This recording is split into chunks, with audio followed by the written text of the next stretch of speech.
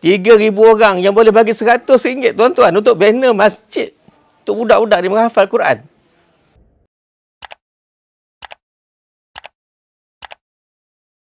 Mereka nak belajar Quran tuan-tuan. Mereka nak menghafal Al-Quran. Mereka nak jadi para pendakwah. Tapi tengoklah tuan-tuan, tempat mereka belajar, tempat mereka menghafal Quran. Boleh tengok sendiri betapa daifnya tempat belajar ni. Tuan-tuan dan puan-puan rasa kita boleh buat apa ni? Adakah kita nak biarkan pelajar-pelajar ni belajar dalam keadaan sangat teruk macam ni? Saya boleh kata sangat teruk. Ini bukan kelas. Tapi inilah tempat mereka beribadah, menghafal Quran.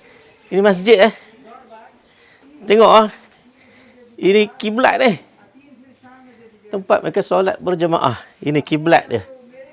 Tapi inilah keadaan yang ada di sekolah ni.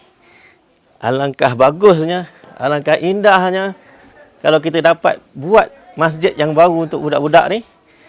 Juga untuk keperluan orang kampung juga. Mana bila ada masjid ni, budak-budak pun boleh gunakan masjid dengan baik, beribadah, hafal Quran. Dan orang kampung pun boleh join sekali. So, saya nak menyeru, kita hanya perlukan untuk masjid ini saja 3,000 orang je. Saya kata 3,000 orang yang boleh bagi RM100.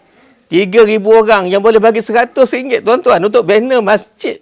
Untuk budak-budak dia menghafal Quran. Takkanlah kita sesusah itu. RM100 je saya minta. RM100 je saya minta untuk kita salurkan di sini. Kita bantu anak-anak ni hafal Quran. Ya Allah, besarnya pahala ni. Bukan benda main-main yang mereka buat di sini. Saya belajar teknologi, mereka menghafal Quran tuan-tuan. Tapi inilah keadaan tempat mereka belajar. So saya menyeru, saya perlu 3,000 orang je, tak ramai.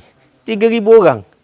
Rakyat Malaysia yang ada RM100 je. RM100 yang kita tak tahu nak belanja apa-apa. So buat wakaf. Buat wakaf. Masjid tuan-tuan.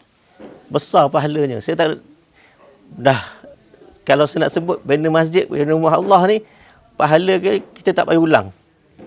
Memang cukup besar.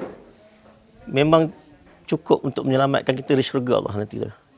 Saya menyeru sekali lagi tuan-tuan, saya perlukan 3,000 orang, yang tak ramai. 3,000 orang, kita mulakan projek yang ini dulu. Walaupun kita tengok banyak teruk tadi, kelas dan sebagainya, tapi ini yang paling crucial. Ini yang paling segera. Ini yang paling urgent.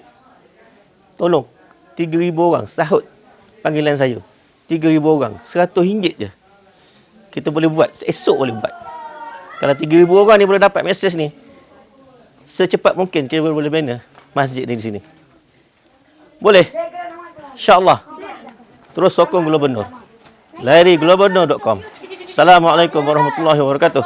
Allahu Akbar. Klik link di bawah sekarang.